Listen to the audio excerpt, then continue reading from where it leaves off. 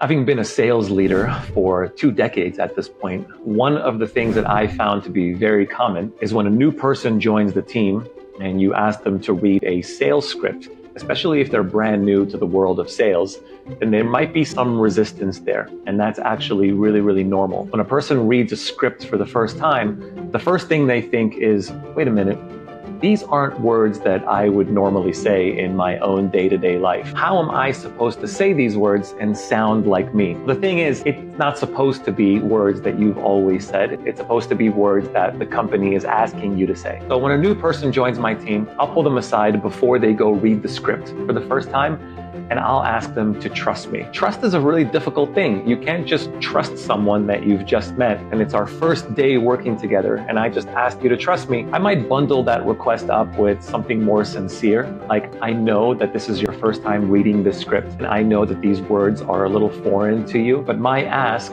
is that you give it everything you have. You say it exactly how it's supposed to say, and then I also want you to say it at least 100 times my way before you try deviating and going to a little bit of a different tonality or a different model. My promise to you is that hundreds of people who have come before you have said this script, and they've said it with incredible levels of success. So trust in that. Just remember that me as a leader, I also make commission. So I would never ask you to say something that would make me less money. Then we get a little laugh out of that, and then people usually lower their guard and they're like, yeah, you're right. This guy wouldn't ask me to do anything that would make him less money. So let me go give it a shot.